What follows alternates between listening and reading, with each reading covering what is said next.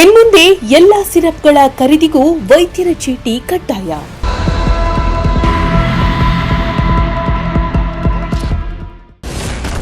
ಔಷಧ ಮಾರಾಟ ನಿಯಮ ಕಠಿಣಗೊಳಿಸಿದ ಆರೋಗ್ಯ ಇಲಾಖೆ.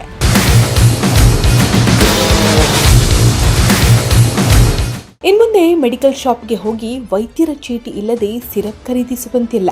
ಕೆಮ್ಮಿನ ಸಿರಪ್ ಸೇರಿದಂತೆ ಯಾವುದೇ ರೀತಿಯ ಸಿರಪ್ ಖರೀದಿಸಬೇಕಾದರೂ ವೈದ್ಯರ ಪ್ರಿಸ್ಕ್ರಿಪ್ಷನ್ ಕಡ್ಡಾಯಗೊಳಿಸಿ ಎಂದು ಕೇಂದ್ರ ಆರೋಗ್ಯ ಇಲಾಖೆ ಮಹತ್ವದ ಆದೇಶ ಹೊರಡಿಸಿದೆ. ಔಷಧಗಳ ದುರ್ಬಳಕೆ ತಡೆಯುವ ನಿಟ್ಟಿನಲ್ಲಿ ಕೇಂದ್ರ ಸರ್ಕಾರ ಈ ನಿರ್ಧಾರ ಕೈಗೊಂಡಿದೆ.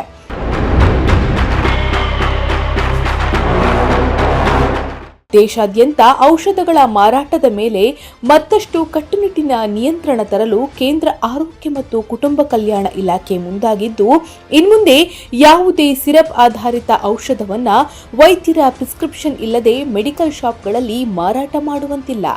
ಇದುವರೆಗೆ ಅನೇಕ ಕೆಮ್ಮಿನ ಸಿರಪ್ ಸೇರಿದಂತೆ ಹಲವು ಔಷಧಗಳನ್ನು ಜನರು ನೇರವಾಗಿ ಔಷಧ ಅಂಗಡಿಗಳಿಂದ ಖರೀದಿಸ್ತಾ ಇದ್ರು. ಆದರೆ ಇನ್ಮುಂದೆ ವೈದ್ಯರು ನೀಡಿದ ಪ್ರಿಸ್ಕ್ರಿಪ್ಷನ್ ತೋರಿಸಿದರೆ ಮಾತ್ರ ಔಷಧ ಮಾರಾಟ ಮಾಡಲು ಅವಕಾಶ ಇರಲಿದೆ.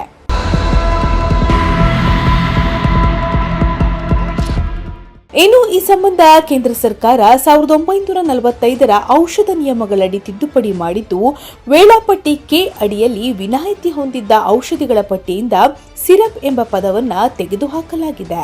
ಇದರಿಂದ ಸಿರಪ್ ಆಧಾರಿತ ಔಷಧಿಗಳ ಮಾರಾಟದ ಮೇಲೆ ನಿಯಂತ್ರಣ ಮತ್ತಷ್ಟು ಬಿಗಿಯಾಗಲಿದೆ.